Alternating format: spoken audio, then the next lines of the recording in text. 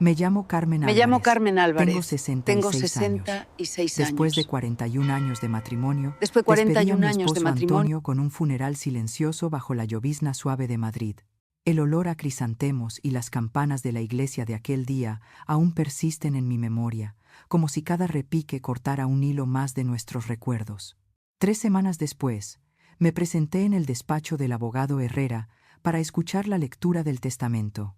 En aquella sala con olor a papel viejo y madera pulida, mi hijo Diego estaba sentado con los brazos cruzados, la mirada fría, como si asistiera a una reunión de negocios y no a la repartición de los bienes de su padre. Llevaba el viejo vestido negro que Antonio solía decir que me hacía ver elegante y serena cuando íbamos a misa. Ahora solo me hacía sentir pequeña, como una sombra en el mundo de los demás. El abogado Herrera ajustó sus gafas y leyó despacio, con voz firme. Según el testamento legal del señor Antonio Álvarez, el apartamento completo en Salamanca y la cartera de acciones del Banco de España serán heredados por su hijo, Diego Álvarez. Levanté la cabeza. El corazón me golpeó el pecho. Por un momento, todos los sonidos desaparecieron. Ese apartamento había sido nuestro hogar durante casi 20 años. El lugar donde yo cultivaba lavandas en el balcón, donde Antonio leía el periódico cada mañana, donde compartimos nuestra última cena antes de que su corazón se apagara. El abogado hizo una pausa, tosió suavemente y continuó. Por su parte, la señora Carmen Álvarez recibirá la propiedad situada en la calle de Segovia número 85.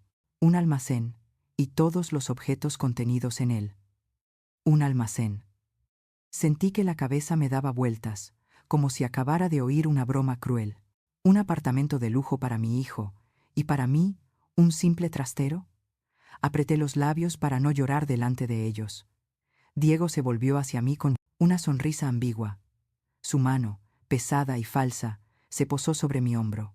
Mamá, no te preocupes. Yo cuidaré de ti.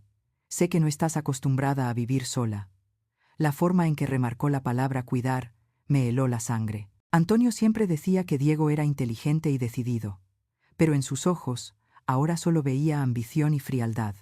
Aquella misma tarde, cuando regresé al apartamento de Salamanca, mi maleta ya estaba en la puerta. Diego salió del salón, aún con su traje gris y una copa de vino tinto en la mano. «Mamá», dijo con un tono dulzón que me resultó inquietante, «creo que deberías empezar una nueva vida en el almacén que papá te dejó. Este apartamento es mío, según la ley. Mañana vienen los diseñadores para renovar todo, así que será mejor que prepares tus cosas». Me quedé helada. «Diego, esta es mi casa, la de tu padre y la mía». «Ya no lo es», respondió encogiéndose de hombros. El abogado fue muy claro. Papá confiaba en que yo sería quien mejor supiera manejar el patrimonio. Cada palabra era una aguja en mi pecho. Con la mano temblorosa, tomé la maleta e intenté mantener la voz firme. «¿Estás echando a tu madre? No exageres, mamá. Solo quiero que vivas más tranquila. A tu edad, la simplicidad es felicidad». Bebió un sorbo de vino, sonriendo con una calma gélida, como si todo aquello fuera una simple transacción. Salí del apartamento. La puerta se cerró tras de mí, con un clic seco que resonó como el final de una vida. En el taxi, abracé la llave oxidada que el abogado Herrera me había entregado. La llave de mi herencia, un almacén dejado por el hombre que había sido el amor de mi vida. No podía entender por qué el mismo Antonio, que me había dicho, «Cada gota de tu sudor es la mitad de mi vida», me había condenado a esto. Bajo las luces débiles de Madrid, todo se veía distante, frío. Solo sabía una cosa. Esa noche no. Tenía un hogar al cual volver. Pero cuando el taxi giró y el cartel de calle de Segovia número 85 apareció en la penumbra, mi corazón comenzó a latir más rápido, como si aquel lugar guardara algo que aún no estaba preparada para descubrir. No lo sabía entonces, pero la puerta oxidada que estaba a punto de abrir cambiaría por completo mi destino, y haría que Diego tuviera que enfrentarse a una verdad que jamás imaginó. El taxi se detuvo en una calle estrecha, a las afueras de Madrid, donde la luz de las farolas se reflejaba en los muros cubiertos de musgo. El número 85 se distinguía apenas entre las ramas secas. Bajé. sosteniendo mi pequeña maleta, todo lo que me quedaba después de una vida como esposa y madre. Frente a mí, una puerta de hierro desgastado, con la pintura descascarada y un candado verde de óxido. Un letrero torcido decía: propiedad privada. El viento sopló trayendo olor a metal y aceite viejo. Levanté la vista hacia el cielo oscuro de Madrid y exhalé profundamente. ¿Un almacén? ¿Eso era todo lo que Antonio había dejado para mí? Con manos temblorosas introduje la llave que Herrera me había dado. Sonó un clic seco. La puerta se abrió lentamente. Un olor a polvo, grasa y metal viejo me envolvió. La tenue luz de la farola entraba justo lo suficiente para revelar algunas formas cubiertas por lonas blancas. Encendí la linterna del móvil, y el haz tembloroso iluminó estanterías con frascos de aceite, engranajes y cajas de herramientas ordenadas, pero cubiertas de una gruesa capa de polvo, como si ninguna mano humana las hubiera tocado en años. Caminé despacio, con el corazón latiendo con fuerza. En el centro del almacén había 3 grandes formas cubiertas con lonas grises y plateadas. Algo dentro de mí me impulsó a acercarme y levantar una esquina de la tela. En cuanto la luz tocó el interior, me quedé paralizada. Bajo la capa de polvo brillaba un automóvil antiguo, impecable, de carrocería plateada y líneas suaves, con el pequeño emblema de Aston Martin reluciendo bajo el foco. Retrocedí, llevándome la mano a la boca. Antonio, él nunca había mencionado coleccionar coches, jamás. Durante toda su vida solo hablaba de libros, de pintura o de los viajes por el Mediterráneo que nunca llegamos a hacer. Levanté la segunda lona. Apareció un Mercedes-Benz 300 SL, con las puertas abiertas hacia arriba como alas de pájaro. Y la tercera, un Ferrari 275 GTB rojo oscuro, del color del vino Ribera del Duero. Los 3 estaban conservados a la perfección, como si Antonio los hubiera dejado allí apenas ayer. Me quedé en medio del almacén, con lágrimas subiendo a los ojos. Antonio, ¿qué has hecho? La luz del techo parpadeó, iluminando una mesa pequeña en el rincón, sobre la cual había un sobre que decía: para mi querida Carmen. Abrí el sobre. Dentro había una carta escrita con la caligrafía inclinada y familiar de Antonio. Carmen, si estás leyendo esto, es probable que ya me haya ido. Lo siento por el impacto que puedas estar sintiendo, pero este es mi último regalo para ti. No son solo coches, sino el futuro que mereces. Leí despacio, con los ojos empañados. Sé bien que Diego ha cambiado. Intenté convencerme de que era por el trabajo, por la presión. Pero cada vez que veía la forma en que te hablaba fría, con desprecio comprendí que no podía dejarte depender de él cuando yo ya no estuviera. He pasado los últimos 6 años preparando esto en silencio. Estos coches valen más de lo que imaginas, más de 10 millones de euros, y eso es solo la punta del iceberg. Apreté el papel con fuerza. Busca la foto que nos tomamos en Sevilla, el año de nuestro 35º aniversario. Detrás del marco está la caja fuerte. La clave es la fecha de nuestra boda. Dentro encontrarás los documentos de otros bienes, propiedades, cuentas, inversiones, todos a tu nombre, ocultos bajo el fideicomiso llamado Luz Clara. No confíes en Diego para nada. Cuando yo falte, intentará controlarte, como ya intentó hacerlo conmigo.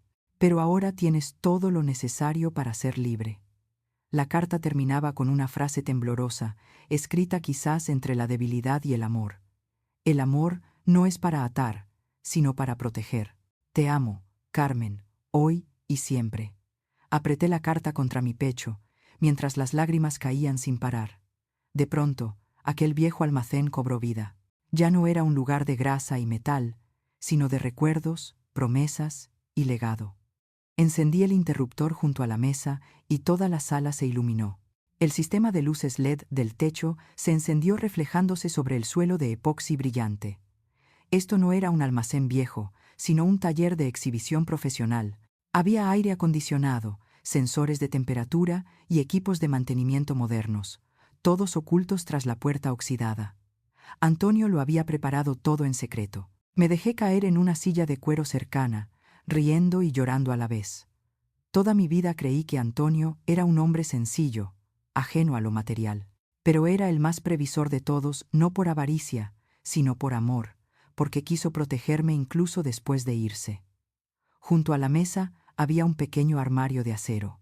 Lo abrí y dentro había una caja de cuero marrón con varios archivadores numerados. Cada uno llevaba un sello rojo con la inscripción Registro de propiedad. Abrí uno al azar. Era el título de un apartamento en Valencia, una casa junto al mar en Alicante y un pequeño viñedo en Ronda. Al fondo había un USB con una etiqueta. Documentos financieros, luz clara. Me quedé inmóvil. Antonio había construido toda una red financiera a mi nombre, y yo nunca lo supe. Mientras me encontraba rodeada de papeles y recuerdos, mi teléfono vibró. En la pantalla apareció el nombre de Diego. El corazón me dio un vuelco. Dudé unos segundos y contesté. ¿Mamá? Su voz sonaba helada. Solo quería asegurarme de que llegaste. Tía Elena dice que no volviste a su casa. ¿Todo bien en ese almacén? Miré a mi alrededor. La luz se reflejaba en los coches, brillando como diamantes de acero. Perfectamente, hijo, respondí con calma. Mejor de lo que imaginas. Diego guardó silencio unos segundos, tal vez imaginándome temblando en un trastero polvoriento. Bien. Descansa, mamá. Pasaré en unos días para ver si puedo ayudarte con algo. Sonreí. Gracias, pero creo que te sorprenderás cuando veas el almacén de tu madre. Colgué antes de que pudiera decir nada más. En ese instante, supe que Diego aún no comprendía que el juego había cambiado, y que la mujer a la que había considerado inútil estaba a punto de mostrarle el verdadero valor de todo lo que Antonio había dejado. A la mañana siguiente, cuando los primeros rayos del sol se deslizaron por las rejas de hierro, la luz cayó sobre la carrocería plateada del Aston Martin, y el almacén entero pareció despertar. Me senté en el sillón de cuero que Antonio había colocado allí, quién sabe desde cuándo, con una taza de café temblando entre mis manos. Había pasado una noche entera, y aún no podía creer lo que había visto. 3 obras maestras del mundo del automóvil clásico, dormidas frente a mí, como 3 fragmentos de memoria que Antonio había guardado en silencio durante 6 años. Sobre la mesa, la carta de él seguía abierta, con su caligrafía inclinada y temblorosa. Al final, había una nota que la noche anterior no había notado. Si necesitas ayuda para tasar o conservar las piezas, contacta a Carlos de la Vega, un amigo de confianza. Le he pedido que espere tu llamada. Rebusqué en el cajón bajo la mesa, y allí estaba, una tarjeta de visita de cuero, con letras grabadas con elegancia. Carlos de la Vega, coleccionista y asesor de automóviles clásicos. Abajo, un número de teléfono fijo de Valencia. Dudé un momento. Una parte de mí temía que todo esto fuera una broma cruel del destino. Pero la razón habló. Antonio jamás hacía las cosas a medias. Respiré hondo y marqué el número. Una voz masculina, grave y serena, respondió. Buenos días. Carlos de la Vega al habla. Buenos días, señor de la Vega. Soy Carmen Álvarez, la esposa de Antonio Álvarez. Hubo un breve silencio, y luego su voz se volvió cálida, cargada de emoción. Ah, señora Álvarez, he estado esperando esta llamada durante meses. Mis condolencias por su pérdida. Antonio era un hombre extraordinario. Tragué saliva, intentando mantenerme firme. Gracias, señor de la Vega. Yo acabo de descubrir los coches que mi esposo dejó en el garaje. Sinceramente, no sé por dónde empezar. Antonio me habló de usted. Dijo que si algún día me llamaba, lo primero que debía hacer era viajar a Madrid sin demora. Hizo una breve pausa y añadió con suavidad. Dígame la dirección. Llegaré esta misma tarde. Aquella tarde, cuando sonó el timbre, vi a un hombre de unos 60 años, alto, de cabello canoso y bien peinado, con una chaqueta de terciopelo marrón. Sus ojos brillaban, pero con esa serenidad de quien ya ha visto demasiadas cosas. ¿Señora Álvarez? Sí, por favor, pase. En cuanto cruzó la puerta del garaje, Carlos soltó un leve silbido, los ojos abiertos de asombro. Dios mío, Antonio era un genio. Caminó despacio alrededor de los coches, observándolos con devoción, como si fueran 3 reliquias sagradas. Un Aston Martin DB, 5 del año 1965, prácticamente original, un Mercedes 300 SL alas de gaviota. He visto muy pocos tan bien conservados. Y esto, un Ferrari 275 GTB en color roso chiaro. Rarísimo. Se agachó para revisar los detalles, limpiando el polvo con un pañuelo de seda. Señora, ¿tiene idea del valor de esta colección? Negué con la cabeza. Carlos sonrió, casi con ternura. Solo este DB5, si se subastara en Sotheby's, podría superar los 3 millones de euros. El conjunto de los tres, más la documentación de mantenimiento y los certificados de autenticidad, suman al menos 11 o 12 millones de euros. Y eso sin contar la colección de piezas y accesorios que está allá.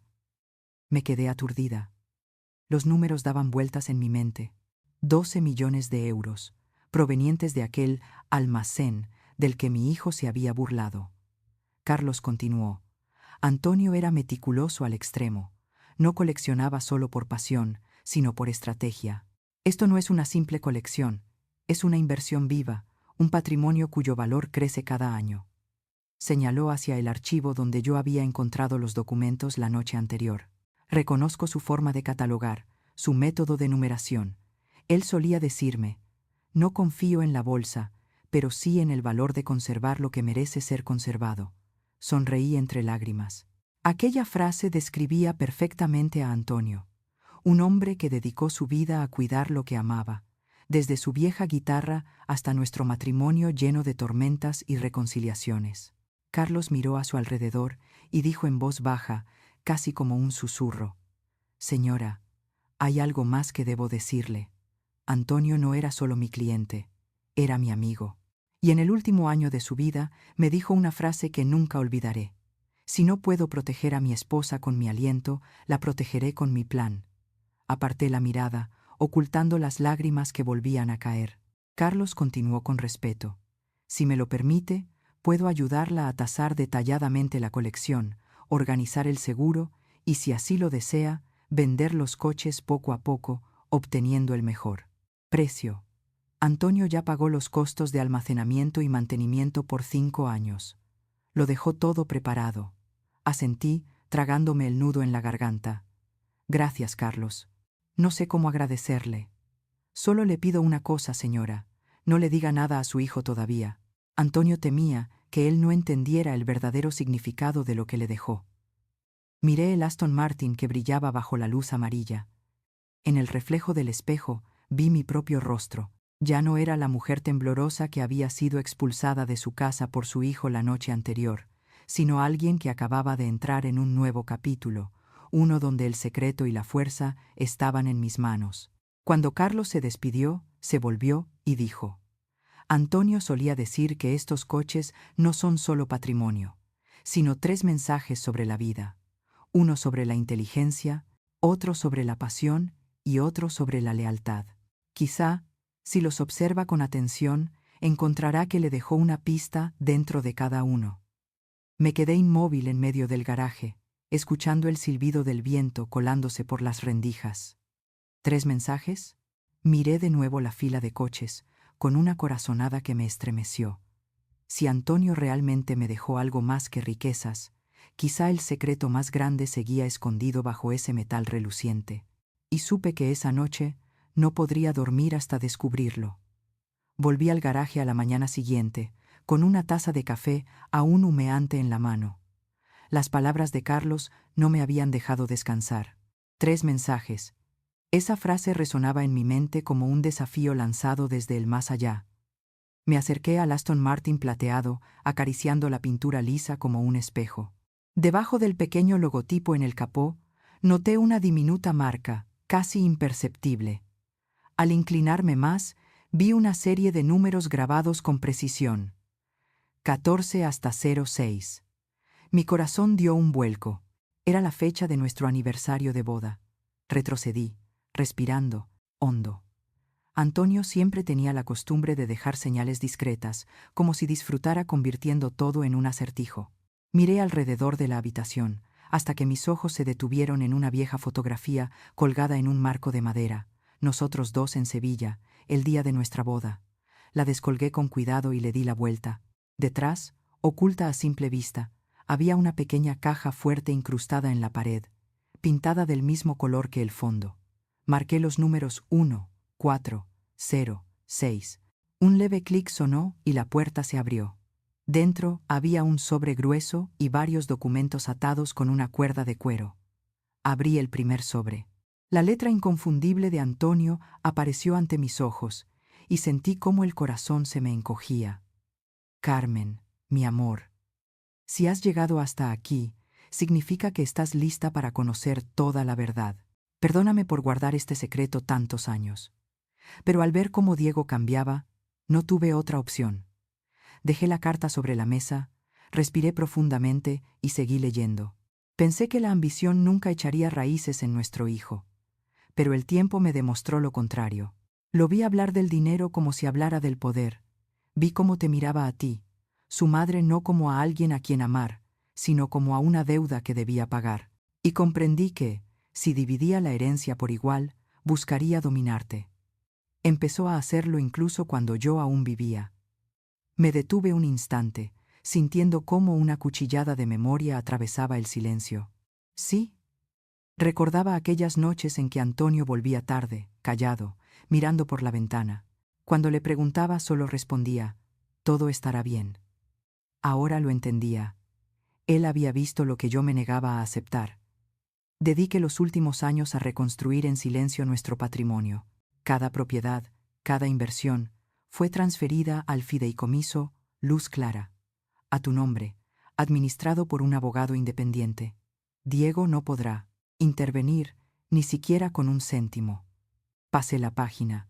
Dentro había copias de documentos legales, todos con sellos oficiales. La lista era larga y abrumadora. Un conjunto de apartamentos en Granada, donde Antonio solía trabajar. 2 locales comerciales en Valencia. Un terreno con un pequeño viñedo en Ronda. Una cuenta de ahorros en un banco internacional con una suma que ni siquiera me atreví a leer completa. Todo era mío. Sé que nunca te ha importado el dinero, y precisamente por eso confío en ti. El dinero solo revela quién es cada uno. Quiero que seas libre, que nadie pueda manipularte ni someterte a la ambición de los demás. Y si algún día Diego acude a ti, recuerda, no le debes nada. Pero si de verdad se arrepiente, sabrás qué hacer. Sonreí entre lágrimas. El tono de Antonio seguía siendo el mismo, firme, pero lleno de ternura. Siempre supo que yo seguiría mi corazón antes que la razón. Al fondo del paquete había una memoria USB envuelta en terciopelo, con una pequeña nota pegada. La historia completa solo abrir cuando estés realmente preparada. La dejé a un lado. Dentro de mí se mezclaban la tristeza, la gratitud y una punzada de rabia. Rabia porque Antonio tuvo que cargar con este secreto solo, y porque yo fui demasiado ciega para ver lo que pasaba con Diego. El sonido del teléfono rompió mis pensamientos. En la pantalla apareció el nombre de Diego. Dudé unos segundos y contesté. «¿Mamá?» Su voz sonó mitad amable, mitad forzada. «Solo quería saber si estás bien. ¿Ese almacén tiene espacio suficiente para dormir?» «Mejor de lo que imaginas», respondí con calma, la voz tan serena como un lago en silencio. «Estoy muy ocupado, pero este fin de semana pasaré por allí. Hay algunas cosas del testamento de papá que debemos revisar. El señor Herrera llamó. Dice que faltan algunos documentos por entregar. ¿Has notado algo extraño?» Miré la pila de carpetas sobre la mesa y sonreí levemente. «No, no he visto nada». Hubo un breve silencio. Luego su voz sonó con una mezcla de irritación y desconcierto. «Papá, era tan raro. Dejarte un almacén, sabiendo que no necesitas nada de eso». «Tienes razón», respondí suavemente. «Tu padre siempre fue extraño, de una manera que los demás no podían entender». Colgué, con el corazón latiendo con fuerza. Diego ya empezaba a sospechar, y eso significaba que no podía cometer ni un solo error. Guardé todos los documentos en la caja fuerte, la cerré con cuidado y regresé al rincón donde los 3 coches permanecían en silencio. La luz del sol entraba por la ventana, reflejándose en las carrocerías como si fueran espejos. En esos destellos vi la imagen de Antonio, su sonrisa serena, su mirada tranquila. «Lo has dejado todo preparado», susurré. «Ahora es mi turno». Sabía que esto apenas comenzaba. Diego volvería, con toda su arrogancia y su ambición.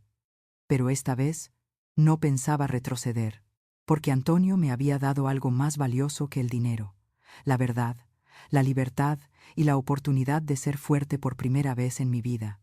Y no dejaría que nadie, ni siquiera mi propio hijo, me arrebatara eso. Después de leer la carta y cerrar la caja fuerte, permanecí largo rato en silencio. La luz de la tarde se filtraba por las rejas, dibujando líneas doradas temblorosas en el suelo. Sabía que, mientras siguiera en Madrid, nunca podría pensar ni respirar en paz. Diego podría llamar en cualquier momento, o peor aún, aparecer frente a la puerta de este almacén que yo ya llamaba mi refugio temporal. Entre los documentos que Antonio había dejado, encontré una copia del título de propiedad de una casa pequeña en Cádiz, en la costa de Andalucía. Debajo, en su caligrafía inconfundible, había una nota: Casa del Mar, donde encontrarás la paz. Comprada hace 4 años, totalmente amueblada. Usa la llave del sobre azul. Abrí el cajón inferior del escritorio y encontré el sobre que mencionaba. Dentro había una llave plateada grabada con las palabras Cádiz 204 y un pequeño mapa doblado con cuidado. Al lado, una frase escrita a mano: Cuando llegues, busca a Mariana. Ella sabrá. ¿Mariana? No recordaba haber oído a Antonio mencionar a nadie con ese nombre. Esa noche preparé unas pocas cosas y salí en coche. Al dejar atrás Madrid, vi las luces de la ciudad desvanecerse en el retrovisor. Sabía que no estaba dejando solo el dolor, sino también una parte de mi antigua vida, aquella donde creí que mi hijo era mi único orgullo. 3 horas después llegué a Cádiz. La carretera costera brillaba bajo las farolas. El aire traía el olor del mar y la sal. La dirección que Antonio había anotado me llevó a un callejón estrecho, donde una casa de paredes blancas y techo rojo descansaba bajo un olivar. Al abrir la puerta, me quedé sin aliento. La casa no estaba abandonada como había imaginado. Todo estaba dispuesto con un detalle casi inquietante: cortinas de lino color beige, un jarrón con lavanda sobre la mesa del comedor, estanterías llenas de novelas clásicas que yo adoraba. Todo tenía el toque de Antonio. Incluso el aroma a madera y canela era tan familiar que me apretó el pecho. Recorrí cada habitación: el salón, la cocina, el dormitorio. Todo era luminoso, puro, como si él aún viviera allí y acabara de salir por unas horas. En la pared colgaba un cuadro con un paisaje marino, el mismo que Antonio había prometido comprarme cuando se jubilara. Cumplió su palabra, solo que nunca imaginé recibirlo de esta forma. Mientras permanecía de pie en la sala, escuché unos golpecitos suaves en la puerta. Me sobresalté. Afuera había una mujer de unos 70 años, con el cabello blanco recogido, vestida con un sencillo vestido de algodón blanco, sosteniendo una cesta de pan y un ramo de margaritas. «Disculpe, ¿es usted Carmen?», preguntó con voz dulce. «Sí, soy Carmen». «¿Y usted?», sonrió, con una mirada brillante y serena. «Soy Mariana del Río, su vecina de al lado. Antonio me pidió que cuidara esta casa y que la esperara». Me quedé inmóvil, sin palabras. Mariana entró despacio, dejó la cesta sobre la mesa.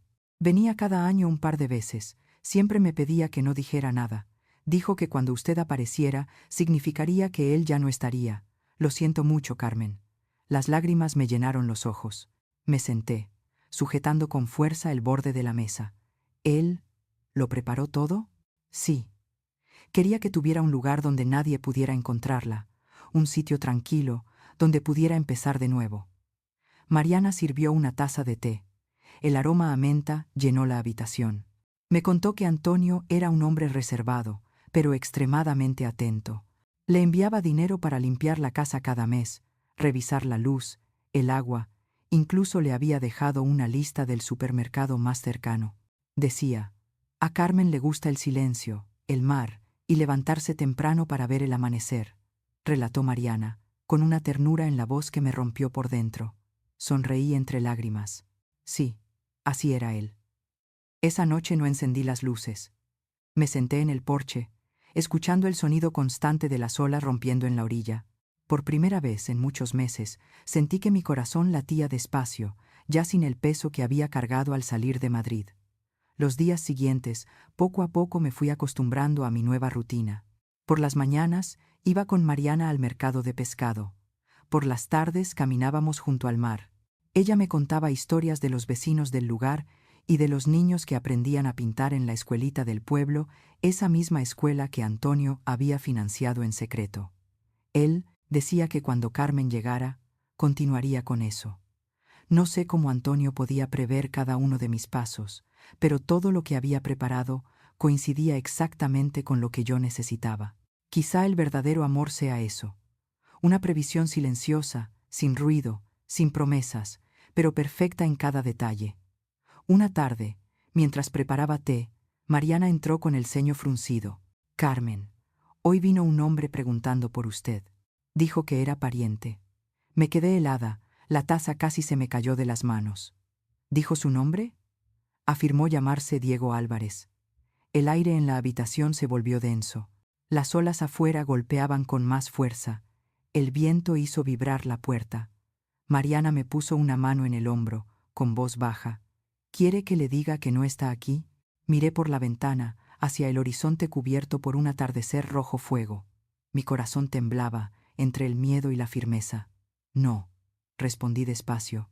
Si ha venido hasta aquí, quizás ha llegado el momento de enfrentarlo.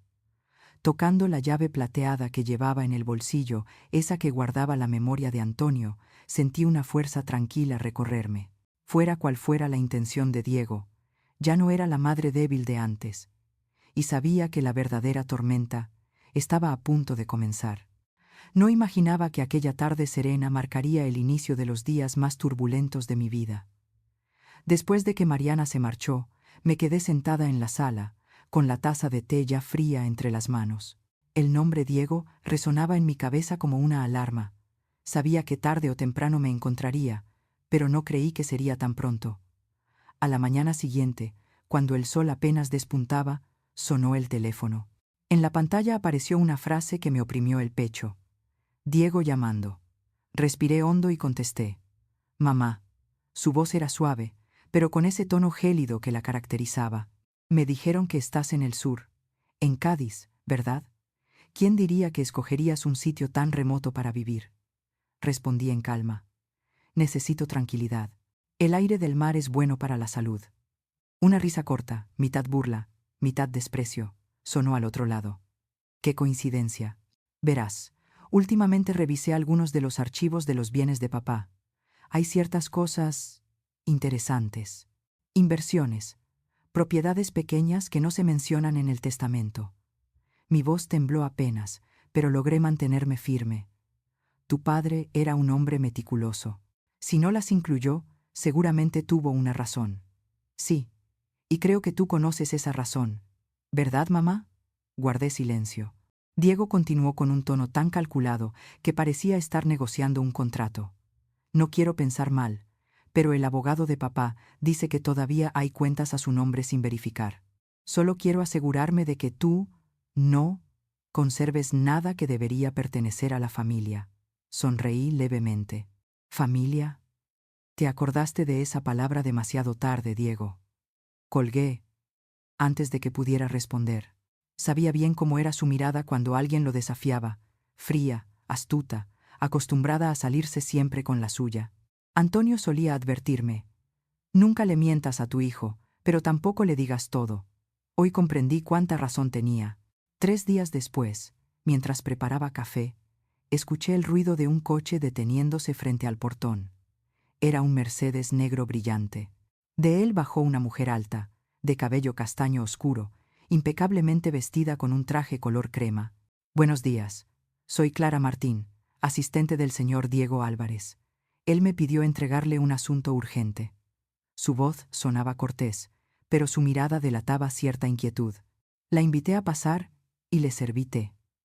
Tras unos segundos de silencio, Clara suspiró y dijo: en realidad, vengo a pedirle ayuda. El señor Diego está enfrentando un problema serio. Me recosté en el sillón, entrelazando las manos. ¿Qué tipo de problema, señorita Martín? El proyecto de inversión en Valencia, el complejo comercial a su nombre, ha sido suspendido. Las autoridades descubrieron irregularidades legales en el terreno, afectaciones ambientales. Los inversores están retirando su dinero. Ha perdido casi todo su capital disponible. Fruncí el ceño. Tenía entendido que Diego decía que ese proyecto era una apuesta segura. Clara esbozó una sonrisa amarga. En sus ojos había una sombra de compasión. Eso fue lo que dijo a todo el mundo. Pero, en realidad, pidió préstamos adicionales, hipotecó el apartamento de Salamanca, y ahora ese inmueble está a punto de ser embargado por el banco. Mi corazón se hundió. Aunque Diego había traicionado mi confianza, al oír hasta qué punto había caído, sentí un nudo en la garganta. Siga, por favor. Hay algo más. Clara dudó un instante. Está reformando el ático en Madrid para venderlo, pero la estructura presenta fallos graves. Los costes de reparación se han duplicado. La constructora ha detenido las obras porque no ha recibido el pago. Amenazan con demandarlo. Dejé la taza de té sobre la mesa y mi voz se volvió grave. Supongo que Diego quiere que lo salve. Clara asintió despacio. Sé que esto es un asunto familiar, pero él está realmente desesperado. No lo admite, pero sé que la única persona en la que aún confía es usted. La observé atentamente. No parecía una persona falsa. Su postura, su mirada, su tono, todo reflejaba sinceridad. Suspiré. Señorita Martín, ¿cuánto tiempo lleva trabajando para mi hijo? 6 años. Entonces dígame, ¿cree que aprenderá algo si otra vez alguien paga sus errores por él? Clara guardó silencio unos segundos y murmuró. Quizá no, pero si lo pierde todo, se derrumbará. Aparté la vista. A veces hay que derrumbarse para entender dónde se está de pie. Clara me miró largo rato, luego dejó un sobre la mesa. Aquí están los detalles de las deudas, los comprobantes y una carta del abogado. No quiero presionarla, solo le pido que los lea. Si decide ayudar, contácteme. Cuando Clara se marchó, abrí el sobre. Dentro había extractos bancarios, reportes financieros, todas pruebas de que Diego realmente estaba hundido en deudas. En la esquina de una hoja, reconocí su caligrafía torpe. Carmen, si algo sale mal, solo necesito que me prestes unos meses. Sonreí, pero con amargura. Unos meses. Diego siempre decía eso cada vez que quería que yo cargara con las consecuencias. Esa noche caminé por la orilla del mar. El viento soplaba fuerte, las olas rompían con espuma blanca contra las rocas. En mi mente apareció Antonio, su voz serena, su mirada siempre tranquila. Si un día Diego elige el camino equivocado, no lo salves enseguida, Carmen. Déjalo sentir las consecuencias. Solo cuando le duela el corazón, sabrá que vale realmente la pena. Me detuve junto al agua, mirando mis manos, las mismas que un día temblaban sosteniendo la llave del viejo almacén, y que ahora estaban firmes, decididas. A la mañana siguiente, llamé a Clara. Señorita Martín, dígale a Diego que consideraré ayudarlo. Pero tengo una condición. ¿Una condición? Debe verme. Aquí, en Cádiz. Solo. Sin abogados, sin contadores, sin discursos preparados. Si puede mirarme a los ojos y admitir la verdad, entonces veré qué puedo hacer. Hubo unos segundos de silencio al otro lado de la línea. Luego, Clara respondió con voz suave como el viento. Transmitiré su mensaje, señora. Colgué. La luz de la mañana se filtraba por la ventana, reflejándose en el mar brillante. Sabía que aquel encuentro no sería solo, sobre dinero. Sería el momento en que Diego tendría que enfrentarse a sí mismo, y en el que yo demostraría que la mujer, que un día fue llamada inútil, había aprendido a levantarse, fuerte y lúcida como nunca antes. 2 días después, viajaba en el tren de alta velocidad hacia Madrid.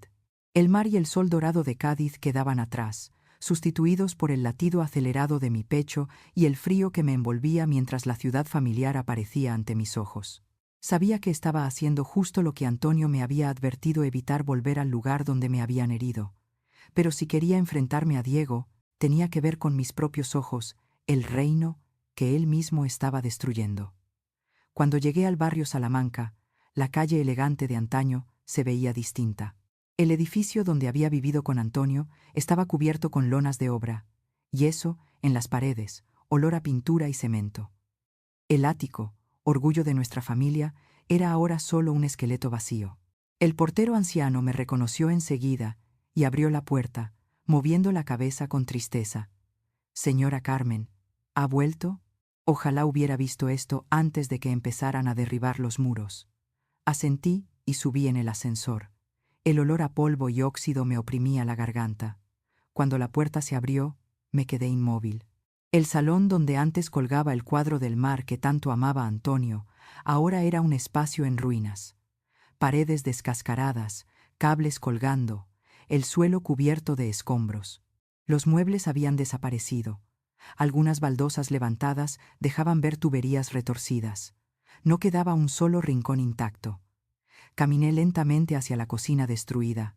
Una parte del techo se había hundido, dejando pasar un rayo de luz. En la pared, unas cartulinas decían con letras apresuradas: «Obra suspendida, pago pendiente de la tercera fase». Sentí el peso en el pecho, no por la destrucción del piso, sino por cómo la apresuradas. Arrogancia de Diego había convertido lo que fue el hogar de su padre en un desierto sin alma. Mientras recorría el pasillo, una puerta se abrió detrás de mí. Diego apareció, el rostro demacrado, los ojos hundidos, la camisa arrugada. Llevaba una carpeta en las manos, pero sus ojos enrojecidos decían todo: insomnio, tensión y desesperación. «Mamá, ¿de verdad has venido?». Su voz sonaba ronca, sin el aire de seguridad de siempre. Miré alrededor del apartamento. «¿Esto es lo que llamas tu proyecto de inversión?». Diego esbozó una sonrisa forzada. «No lo entiendes, mamá. Esto es solo una fase intermedia. Cuando esté terminado, este ático valdrá al menos el doble». «Pero la constructora…», lo interrumpí. «Ya abandonó la obra porque no pagaste». Mis palabras lo dejaron en silencio. Me acerqué y tomé los papeles que tenía en la mano. «¿Qué es todo esto?». «Contratos de préstamo. Solo necesito un poco más de tiempo, mamá. Si me ayudas a cubrir la deuda inmediata, podré recuperarme». Lo miré fijamente. En sus ojos se mezclaban la soberbia y el miedo, el reflejo de alguien acostumbrado a imponerse, enfrentado ahora a sus propios límites. «Diego, ¿recuerdas lo que decía tu padre? No construyas castillos sobre arena, pues aquí estás, en medio de tu propio desierto». Apretó el puño, las venas tensas en su cuello. «Hablas como si tú nunca hubieras cometido errores». «Claro que sí», respondí con calma. «Mi error más grande fue dejarte creer que el dinero define el valor de una persona». Ambos guardamos silencio. El viento silbaba por la ventana rota, como un lamento lejano. Observé el apartamento una vez más y dije: «Mañana irás a Cádiz. No hablaré de esto aquí. Si realmente quieres resolverlo, ven a verme solo». Diego frunció el ceño. «¿Cádiz? ¿Ahí es donde te escondes?». «No me escondo. Vivo allí en la casa que tu padre compró para mí hace 4 años. No lo sabías, ¿verdad?». Una chispa de sorpresa cruzó su mirada antes de apagarse bajo una ola de ira. «Siempre me ocultó cosas». Lo miré serenamente y respondí con firmeza: «No te ocultaba, te protegía. Pero quizá nunca entendiste qué significa proteger, porque toda tu vida solo pensaste en lo que podías ganar». Di media vuelta y salí del apartamento, dejando atrás el grito de Diego, no de rabia, sino de desesperación. 2 días después, Diego apareció en Cádiz. Cuando salí al patio, lo vi junto al portón. Se veía distinto: camisa blanca, cabello recién cortado, mirada cansada, pero menos altiva. Tal vez el largo viaje en tren le había dado tiempo para pensar. Lo invité a entrar. El aire olía a sal y a té de azahar. Diego miró alrededor, sorprendido. «¿Papá compró este lugar de verdad?». Nunca lo mencionó. Serví té y lo coloqué frente a él. «Tu padre calló muchas cosas, no por ocultar, sino porque sabía que, si hablaba, intentarías apoderarte de ellas». Diego bajó la cabeza. «Solo quería que confiara en mí, pero siempre me trató como a un niño». «No, Diego», respondí despacio. «Él confiaba, pero tenía miedo. Miedo de que perdieras lo mejor de ti, eso que vio cuando eras pequeño. No quería dejarte poder, quería dejarte la oportunidad de elegir de nuevo».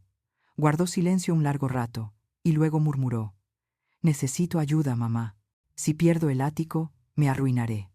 Lo miré con atención.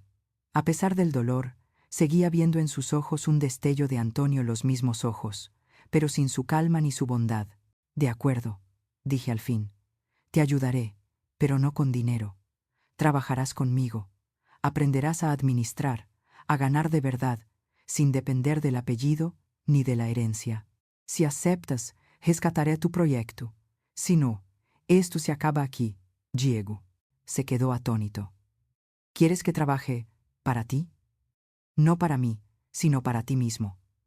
Antonio creó un fondo de inversión bajo el nombre Luz Clara. «Yo soy la supervisora. Si demuestras tener capacidad, te daré la oportunidad de merecer tu parte». Me miró confundido, entre asombro y duda.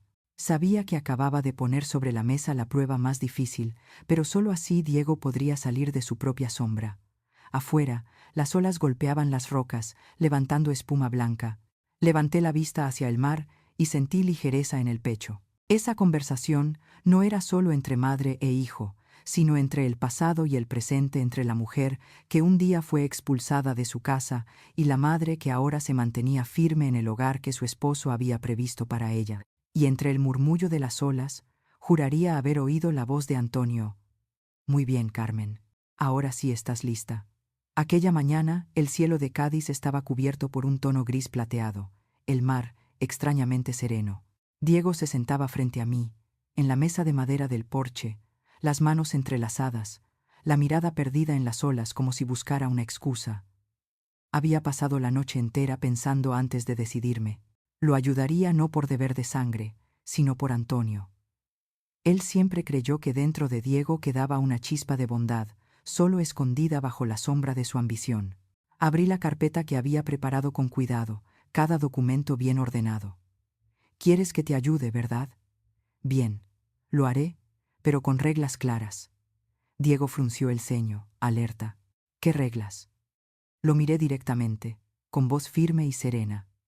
«Primero, todas tus finanzas deben ser completamente transparentes. Quiero ver todos los documentos, contratos, deudas, cuentas, préstamos, inversiones, todo, ni un solo euro oculto». Él soltó una risa breve, forzada, incapaz de disimular su incomodidad. «¿Pretendes controlarme como a un arme? ¿Niño? No. Pretendo salvarte como a un hombre que ha perdido el rumbo». Mi respuesta fue suave, pero helada. Diego guardó silencio. Continué. «Segundo, si te ayudo a pagar las deudas o a reestructurar el proyecto, el dinero no pasará por tus manos.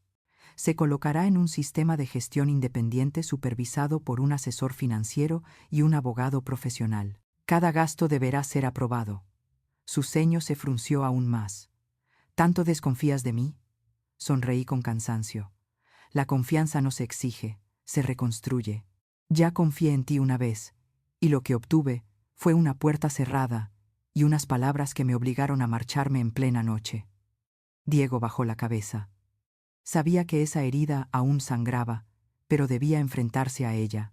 «Tercero», dije despacio, «sobre el apartamento en Salamanca. Debes detener toda reforma extravagante. Ni oro, ni mármol italiano, ni gimnasio. He revisado la estructura, y si sigues con esos planos, perderás el doble. La única salida es terminarlo al nivel mínimo necesario, seguro y estético, y luego venderlo». Diego levantó la cabeza, alarmado. «¿Venderlo? Imposible. Es la casa de papá, el símbolo de la familia». Lo miré, con voz baja pero firme. «¿La casa de papá? Tú la destruiste, Diego. Esas paredes ya no guardan sus recuerdos, solo escombros y deudas. ¿Para qué conservarla? ¿Para demostrar qué? ¿Que puedes enmendar tus errores cubriéndolos con pintura cara?». Su rostro palideció. El silencio se extendió varios minutos, roto solo por el golpeteo de las olas y el tic-tac del reloj. Finalmente, Diego suspiró y murmuró: «Si la vendo, ¿qué me queda?». «Una oportunidad para empezar de nuevo», respondí, «y el respeto hacia ti mismo». Puse la mano sobre la carpeta y seguí. «Y la última condición, la más difícil. Debes participar en un programa de terapia o acompañamiento. Personal. No porque estés enfermo, sino porque necesitas aprender a comprender a los demás, a mirarte a ti mismo. Antonio temía esto, sabía que eres inteligente, pero que habías olvidado cómo sentir. Diego reaccionó enseguida. ¿Quieres que vea a un psicólogo? ¿Crees que soy débil? No, dije con firmeza. Creo que has olvidado lo que significa la humanidad. Si quieres mi ayuda, esta condición no se negocia. Se levantó bruscamente y salió al balcón, en silencio. El viento marino agitaba su camisa. Cuando volvió, su mirada era distinta, menos arrogante, más sincera. ¿Y si acepto? Sonreí, ligera, como una ola que se disuelve. Si aceptas, te ayudaré a saldar la deuda más urgente. Contrataré un nuevo equipo para terminar el apartamento y buscaré un comprador. Las ganancias, después de pagar lo que debas, serán el capital para tu siguiente proyecto, pero trabajarás bajo mi supervisión. No actuarás solo. Diego me observó en silencio. Podía ver en su rostro la batalla entre el orgullo y la razón. Finalmente exhaló con resignación. Está bien, ganaste. Negué con la cabeza. Nadie gana, Diego. Solo estamos aprendiendo otra vez a ser personas. Asintió. Le tendí la mano. Tras unos segundos de duda, la tomó. Su mano seguía fuerte, pero ya no tan fría. La tarde transcurrió en calma. Diego me ayudó a recoger la mesa, preparó más té, sin el aire altivo de antes. Entonces lo comprendí. Debajo de esa máscara de seguridad, mi hijo era solo un hombre que temía fracasar, temía parecer débil ante los demás, como Antonio en su juventud, pero sin la humildad que lo definía. Cuando estaba a punto de marcharse, lo llamé. Diego. ¿Sí? Hay una condición más. Tienes que reconciliarte conmigo. No con palabras de cortesía, sino con acciones. Él alzó una ceja. ¿Reconciliarme? No necesitas disculparte. Solo trata a tu madre como quisieras que te trataran a ti. Diego guardó silencio, los ojos vidriosos, y asintió. Mamá, lo intentaré. Sonreí. No necesitas intentarlo. Solo sé sincero. Cuando la puerta se cerró tras él, me quedé mirando hacia el mar. El atardecer se extendía sobre el agua. Los últimos rayos pintaban la casa de un ámbar cálido. Escuché el sonido de las olas, el viento, y dentro de mí, una sensación extraña. No era perdón, ni paz absoluta. Era un silencio suave, como el de alguien que vuelve a respirar después de la tormenta. Antonio, ¿lo ves? Susurré al viento. Nuestro hijo está aprendiendo a levantarse. Y yo, por fin, he aprendido a amar sin dejar que me hieran una vez más. 3 meses después de aquella conversación decisiva, apenas me reconocía, ni tampoco reconocía a Diego. De la mujer que un día tembló al firmar un préstamo por su hijo, ahora quedaba una administradora que reorganizaba todos sus bienes y planes financieros, con el apoyo del equipo de asesores en el que Antonio siempre confió. Cada día recibía decenas de llamadas desde Madrid, contables, abogados, supervisores de obra. Todos me informaban directamente a mí, no a Diego. Al principio, él se enfadaba, pero acabó entendiendo. Si quería empezar de nuevo, debía hacerlo desde la verdad. Y la verdad, siempre, es dura. El primer paso fue limpiar las deudas. Junto con la abogada Laura Gutiérrez y el experto financiero Mateo, revisamos una por una las obligaciones que Diego había firmado. Algunas legales, otras dudosas, y algunas que con solo leer una línea supe que eran estafas. Mateo lo dijo sin rodeos. Si usted no interviene, señora Carmen, en 6 semanas el banco embargará el apartamento de Salamanca. Recuerdo aquella reunión. Diego estaba frente a mí, la mano temblorosa al firmar el acuerdo de reestructuración. Su rostro pálido, no de miedo, sino de vergüenza. Por primera vez en muchos años, vi en sus ojos algo que había esperado tanto tiempo: conciencia. Mamá, susurró cuando se cerró la puerta del despacho. No sabía la presión que papá soportaba manejando todo esto. Sonreí con tristeza. Ahora lo sabes. Pero tu padre nunca dejó que la ambición guiara su camino. Desde ese día, Diego dejó de huir. Asistía a cada reunión con seriedad, sin presumir, sin culpar. Laura, que una vez lo llamó el arrogante, admitió semanas después: ha cambiado de verdad. Habla menos, escucha más, incluso pide perdón. Aquella frase me hizo sonreír todo el día. La obra en Salamanca también avanzó, esta vez con el verdadero significado de simple y sostenible. Nada de paredes de mármol italiano, ni de piscinas en la azotea, solo un apartamento luminoso, cálido, que conservaba el alma del hogar que Antonio amó. Viajé a Madrid a comienzos del otoño para inspeccionar el progreso. Cuando el ascensor se abrió, quedé sin aliento no por lujo, sino por la serenidad del ambiente. Paredes color marfil, amplias ventanas, luz en cada rincón. Diego estaba junto a la ventana, las manos en los bolsillos. Me miró y sonrió con timidez. Ya no parece una obra, ¿verdad, mamá? No, respondí, mirando a mi alrededor, el corazón temblando. Ahora parece un hogar. Caminamos por el pasillo. Al final, la pequeña sala que antes fue la biblioteca de Antonio se conservaba intacta, con algunos marcos nuevos. Sobre el escritorio había un sobre. Diego me lo entregó. Lo encontré entre los viejos papeles de papá. Dentro, unas líneas torcidas. Si algún día nuestro hijo pierde el rumbo, deja que Carmen le muestre el camino de regreso. No pude contener las lágrimas. Quizás Antonio ya había previsto esto, la caída, y luego el despertar de su único hijo. Mientras todo en Madrid se estabilizaba, Diego asistía puntualmente a su terapia psicológica cada semana. Al principio se resistía con fuerza. Recuerdo su primera sesión. Mamá, me hacen hablar de sentimientos, me parece ridículo. Reí. Entonces, lo necesitas más que nadie. Pero poco a poco su voz cambió. Las llamadas nocturnas se hicieron más largas, más cálidas.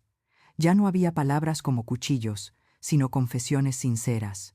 Una noche me dijo por teléfono: «Mamá, hablé con el terapeuta sobre el día que te eché de casa. Nunca olvidé tu cara. Creo que si aquel día hubieras reaccionado distinto, yo no habría aprendido nada». Guardé silencio un largo rato antes de responder.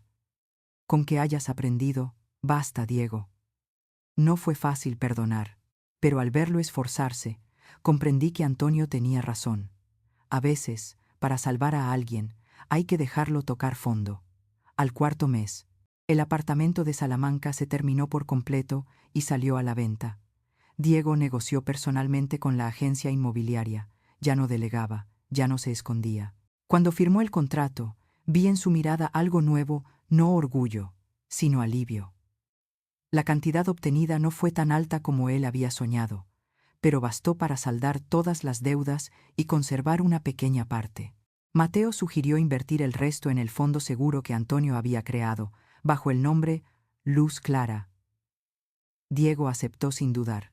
Cuando todos los documentos estuvieron listos, mi hijo y yo nos quedamos en el balcón del apartamento, el mismo lugar donde Antonio solía contemplar Madrid de noche. Diego murmuró: «Antes pensaba que venderlo era perderlo todo, pero ahora creo que quizá esta sea la forma de conservar a papá, ¿verdad, mamá?».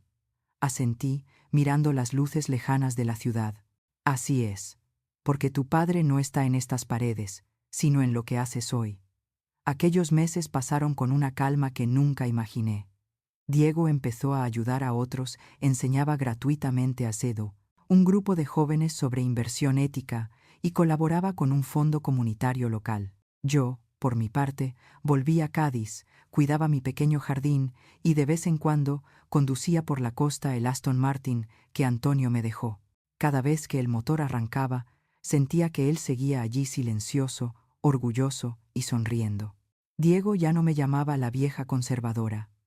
En nuestras videollamadas, su voz sonaba más suave. «Hola, mamá.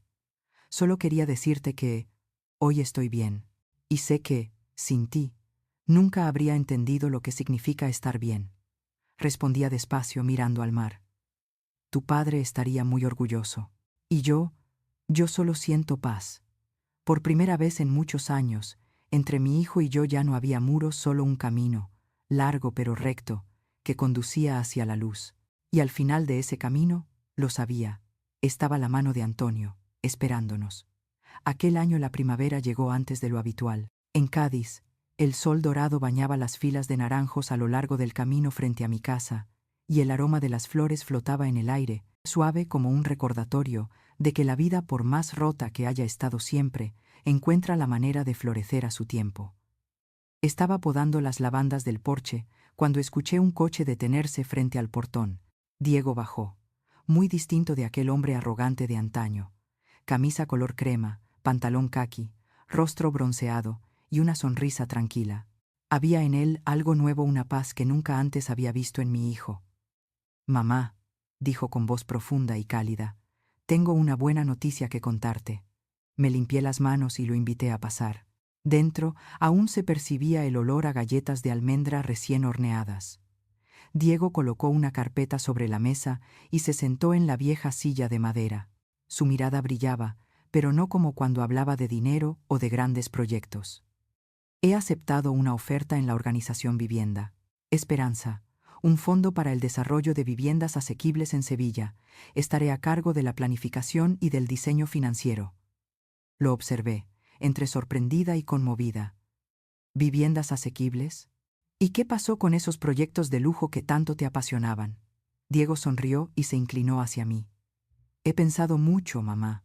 Después de la terapia, entendí que durante años solo perseguí lo que hacía que otros me admiraran, no lo que me hacía sentir orgulloso. Quiero hacer algo real no solo por mí». Guardé silencio, oyendo el murmullo del mar a lo lejos. En ese instante, vi en sus ojos la imagen nítida de Antonio, la misma mirada serena, madura, llena de compasión. «Este trabajo no paga mucho», continuó Diego, «solo una tercera parte de lo que ganaba antes. Pero construyen pequeñas viviendas para familias que no pueden pagar un alquiler, y eso me hace sentir útil». Sonreí. No sabes cuánto soñó Antonio con eso. Siempre decía que una casa no es solo un techo, sino el lugar donde una persona puede comenzar de nuevo. Diego bajó la mirada, apretando suavemente las manos. «Tal vez estoy siguiendo sus pasos, sin darme cuenta». Una brisa cruzó el porche, haciendo sonar los carillones de viento. Sentí mis ojos humedecerse, no por orgullo, sino por gratitud, porque, al fin, después de tantos años, mi hijo entendía lo que realmente valía la pena. Después del almuerzo, mientras lavaba las tazas de té, Diego me llamó suavemente. «Mamá, tengo algo para ti». Me giré y lo vi dejar sobre la mesa una pequeña caja de madera, pulida con esmero. La luz del sol que entraba por la ventana hacía brillar la superficie como el ámbar. La encontré entre las cosas de papá en el apartamento de Salamanca. Pensé quedármela, pero ahora creo que debe volver contigo. Abrí la caja. Dentro había un par de gemelos de plata grabados con las iniciales RG, el regalo que le di a Antonio por nuestro 20º aniversario, junto con su vieja alianza, desgastada por los años. El corazón se me encogió. Toqué las piezas con cuidado, como si acariciara el pasado mismo. «¿La conservaste todo este tiempo?», pregunté. «Sí», asintió Diego, con voz serena. «La guardé. No por su valor, sino porque pensaba que me ayudaría a recordar a papá. Pero ahora entiendo que los recuerdos no están en los objetos. Papá vive en la forma en que actúo, en cómo trato a los demás y en la manera en que hoy miro a mi madre». No pude decir una palabra. Las lágrimas cayeron sobre los gemelos, brillando bajo la luz del sol. Entonces Diego sonrió y sacó de su bolsillo una pequeña caja de terciopelo azul oscuro. «Y esto», dijo, con la voz levemente temblorosa, «es algo que encontré entre los documentos de papá. Creo que él quería que lo tuvieras». Abrí la caja y mi corazón pareció detenerse. Dentro había un anillo Eternity, una fina alianza de oro, incrustada con pequeños diamantes y zafiros azules, delicada y sencilla, justo el estilo que siempre elegía Antonio. Junto al anillo había un pequeño papel doblado, con su letra temblorosa pero inconfundible. El primer anillo fue una promesa. «Este es un agradecimiento por 45 años de viaje, porque tú mantuviste encendida la luz de nuestro hogar». Me tapé la boca, ahogada por la emoción.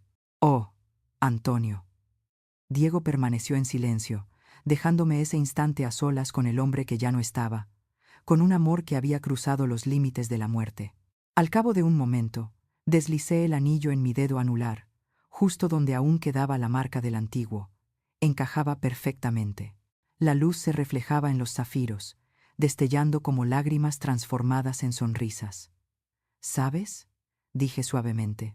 Tu padre siempre lo preparaba todo. No dejaba nada inconcluso, ni siquiera el amor. Diego asintió, con voz serena.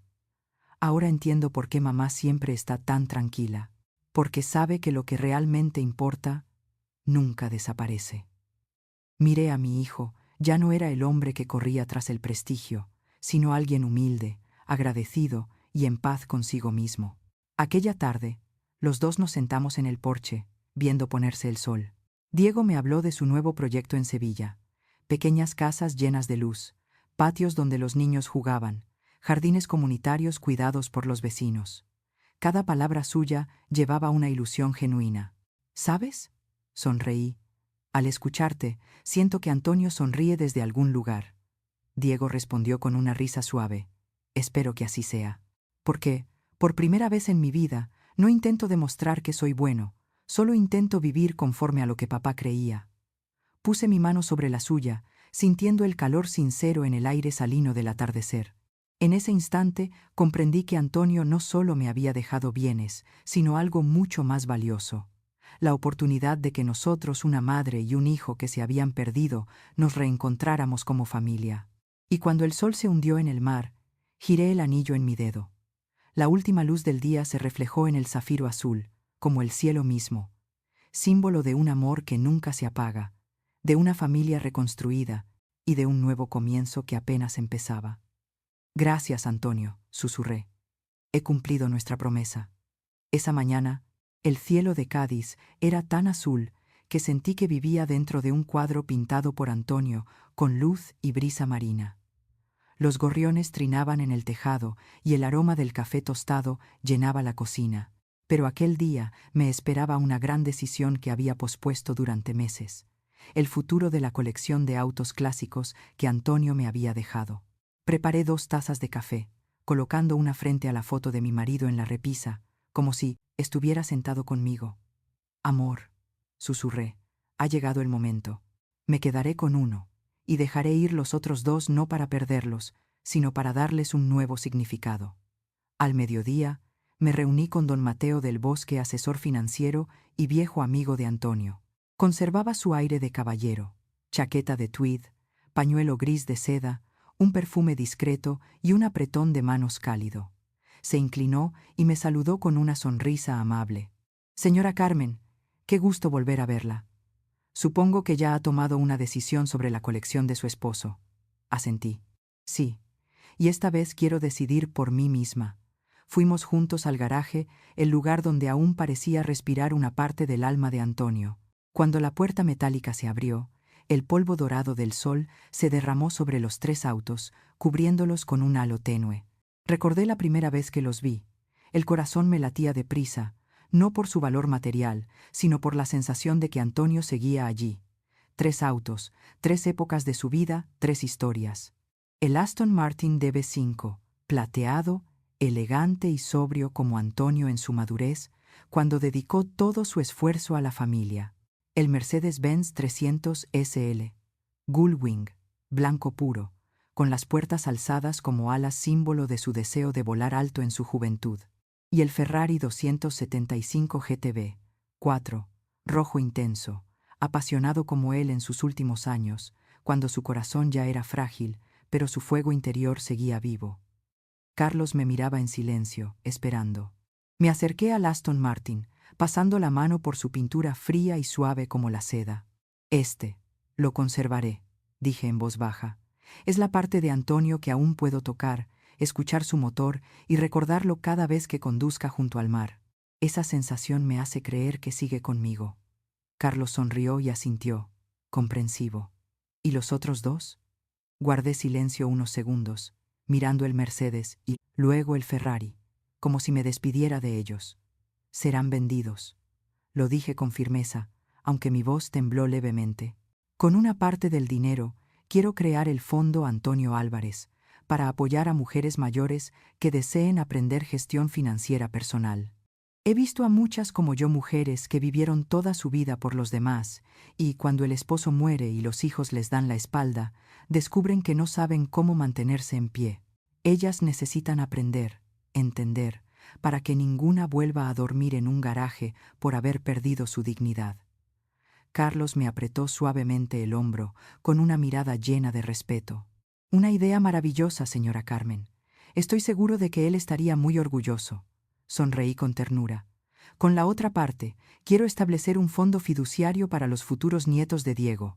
Aunque aún no tiene familia, deseo que ese fondo exista como un mensaje, que el dinero sirva para crear oportunidades, no poder.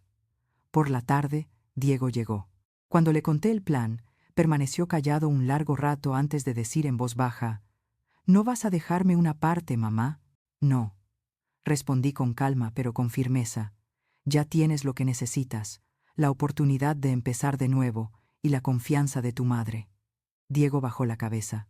Vi cómo cerraba los puños, conteniendo la emoción. «Pensé que te quedarías con todo, o que me lo dejarías como una forma de perdón. Pero ahora entiendo que perdonar no es dar, sino enseñarme a merecerlo». Miró hacia el Aston Martin y sonrió con dulzura. «Este es el de papá, ¿verdad?» «Sí. Tu padre solía decir que, si algún día ya no estaba, yo debía conducirlo por él, no guardarlo en una vitrina. Los coches nacen para correr, igual que las personas nacen para vivir, no para tener miedo. Entonces, ¿me dejarás conducirlo la próxima vez?» Bromeó Diego. Reí. «Solo cuando sepas conducir con el corazón». Un mes después, la subasta tuvo lugar en Madrid. Tanto el Mercedes como el Ferrari se vendieron por un precio superior al esperado. Cuando el martillo golpeó por última vez, sentí como si aquel sonido cerrara una era entera. No lloré. En cambio, me sentí ligera, como si esos coches no se marcharan, sino que siguieran su camino, llevando la historia de Antonio hacia personas que nunca lo conocieron. El dinero obtenido se dividió en dos partes claras. La primera mitad fue destinada al Fondo Antonio Álvarez, registrado oficialmente bajo el patrocinio del banco y de la Facultad de Economía local. Participé como miembro honoraria, junto con un grupo de profesores, organizando seminarios titulados «Aprender a gestionar tus finanzas después de los 60». La otra mitad se colocó en el Fondo Antonio Garcí, un fideicomiso abierto al que Diego solo podrá acceder cuando tenga hijos y deberá demostrar que el dinero se invertirá en educación o en la comunidad. Al firmar los documentos, me miró con los ojos brillantes. Papá estaría encantado con esto. Siempre dijo que la mayor inversión es la que se hace en las personas. Y yo creo, le respondí, que la inversión más grande de Antonio fue esta familia. Una tarde de fin de semana conduje el Aston Martin por la carretera costera. El sol se filtraba por el parabrisas, brillando sobre el volante de cuero marrón. Encendí la radio. Sonaba aquella vieja canción que tanto amaba Antonio, Por una cabeza, de Carlos Gardel. El viento agitaba mi cabello plateado y el motor rugía constante. En cada curva, en cada chirrido de las ruedas, escuchaba un susurro. «Sigo aquí, Carmen». Cuando me detuve en la punta de la caleta, el mar se extendía ante mí, el cielo y el agua fundidos en un solo horizonte. Me quité el anillo de zafiro, lo besé con ternura y me lo volví a poner. «Antonio», susurré, con la voz quebrada, «he cumplido mi parte, pero seguiré conduciendo este coche, para que, cada vez que el viento acaricie mi rostro, sepa que aún viajas conmigo». Y bajo el resplandor rojo del atardecer, el Aston Martin se perdió en la distancia, llevando consigo los recuerdos, el amor y la promesa de que todo lo que Antonio dejó, visible o invisible, se había transformado en lo más bello, vida y continuidad. Aquella mañana, el cielo de Cádiz parecía recién lavado. El sol dibujaba sobre el mar franjas doradas que relucían como espejos. El viento traía el aroma salado del océano y el perfume de jazmín del jardín trasero, mezclándose en una melodía suave. Me senté en el Aston Martin plateado, el último regalo de Antonio, y apoyé la mano sobre el volante. El cuero del asiento aún guardaba el calor del viaje anterior, y la mezcla del olor a piel y mar me devolvió los años que habíamos compartido. Encendí el motor. El sonido era profundo, constante y poderoso como el latido del corazón de mi esposo ausente. Cada vez que el coche arrancaba, sentía a Antonio más cerca que nunca, quizás porque había dejado de buscarlo en el pasado y aprendí a sentirlo en cada instante del presente, en la luz que entraba por la ventana, en las olas que rompían a lo lejos, en la sonrisa de Diego cada vez que llamaba.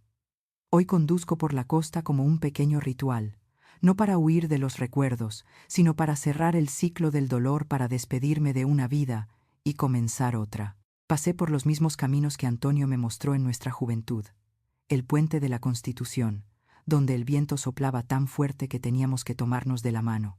La playa La Caleta, donde prometimos que, cuando fuéramos viejos, compraríamos una casa frente al mar. Esa promesa, él la cumplió, solo que no pudo quedarse para ver juntos el último atardecer. Pero entendí que el amor verdadero no desaparece cuando alguien se va, solo cambia, deforma. De un apretón de manos pasa a ser un apoyo invisible. De palabras se convierte en planes a largo plazo. De presencia se transforma en un legado vivo que alimenta a quienes permanecen. Antonio no me dejó sola. Me dejó una vida con sentido. Le dejó a Diego una oportunidad para madurar. Y, más que nada, me dejó un ejemplo de bondad y sabiduría, que amar no es retener, sino preparar a quien amas para ser libre. Cuando el coche terminó de recorrer la carretera que bordeaba la bahía, me detuve en una pequeña colina frente al mar. Las olas murmuraban y el viento, cargado de sal, enredaba mi cabello plateado. Saqué de la guantera la última carta de Antonio, la que siempre llevo conmigo cuando conduzco. Su letra temblaba, pero cada trazo era firme, como la voz del hombre que fue el pilar de mi vida. Querida Carmen, si estás leyendo estas líneas, es porque ya has superado tu mayor miedo, el miedo a vivir sola. Recuerda, el amor no muere, solo cambia de morada, de mí hacia ti, y de ti hacia el mundo. Usa lo que te dejo para llevar luz a los demás y para que Diego entienda que el verdadero valor no está en las posesiones, sino en un corazón que sabe dar. Sonreí entre lágrimas. Puedes estar tranquilo, Antonio, susurré. Ya lo he conseguido.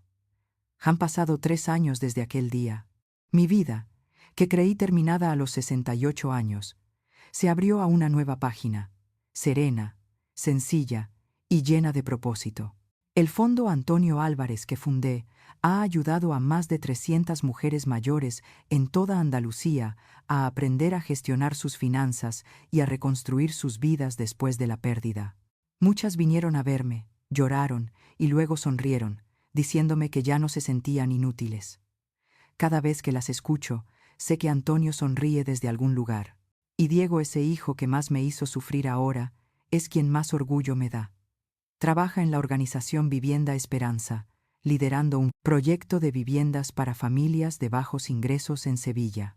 Durante una inauguración, lo vi entre la multitud, hablando sobre el derecho de toda persona a un hogar digno. Su voz era firme, su mirada luminosa, ya no la de alguien que solo conocía el valor del dinero. Cuando terminó el discurso, corrió hacia mí y me abrazó en medio de los aplausos. Mamá, solo quería decirte, gracias. Si ese día no me hubieras detenido, quizá nunca habría sabido quién soy. Sonreí y le acaricié el cabello. No me des las gracias, Diego. Agradécete a ti mismo por haber tenido el valor de cambiar. Al caer la tarde, regresé a mi pequeña casa en Cádiz. El sol teñía las paredes de un tono miel, y la foto de Antonio sobre la repisa reflejaba la luz como si él también sonriera. Me serví una copa de vino tinto, abrí la ventana y dejé que el viento agitara las cortinas blancas. Bajo mis pies, el mar se extendía inmenso. Frente a mí, el futuro ya no daba miedo, sino que se abría amplio, como la carretera junto al mar que conduzco cada mañana. He perdido a mi compañero de vida, pero no he perdido el amor. Fui expulsada de mi propia casa, pero encontré un verdadero hogar dentro de mí. Vi a mi hijo perderse, y luego lo vi reencontrar su humanidad. Si alguien me preguntara cuál es el tesoro más valioso que Antonio me dejó, no diría que son las propiedades, ni los coches, ni las casas. Diría que fue su visión, la de un hombre que comprendió que el amor no termina con la muerte, sino que se transforma en la luz que guía a quienes permanecen. Antes de dormir, Escribí una línea más en el diario que empecé el día que Antonio partió. A veces, la pérdida es un regalo envuelto en lágrimas. Solo cuando el corazón se rompe, podemos ver la luz que hay dentro de nosotros. Antonio me enseñó que la fortaleza de una madre no está en retener a su hijo, sino en dejarlo caer y seguir esperando cuando decide volver. Cerré el cuaderno y apagué la luz. Afuera, el mar seguía murmurando. Y supe que, en algún lugar del cielo nocturno de Andalucía, Antonio sonreía, como el viento del mar acariciando mi cabello, recordándome que este viaje no había terminado, sino que acababa de comenzar, bajo la luz del amanecer. La historia que acabas de escuchar es una obra de ficción, inspirada en hechos reales. Los nombres y lugares han sido cambiados para proteger la privacidad de las personas. Aunque Carmen sea solo una madre en este relato, su soledad, su fuerza y su amor reflejan la experiencia de muchas mujeres en la vida real. ¿Qué piensas tú? Cuando alguien te traiciona o te expulsa del hogar que construiste, ¿deberías guardar silencio o alzar la voz para salvarte a ti misma? Sea cual sea la elección, creo que Dios siempre ve el corazón y bendice a quienes viven con amor, con perdón y con la fe de que cada herida puede transformarse en luz. Gracias por escuchar la historia de hoy. Quédate hasta el final para ver los 2 próximos videos, 2 viajes conmovedores sobre la fe, la pérdida y los pequeños milagros que aún existen en la vida.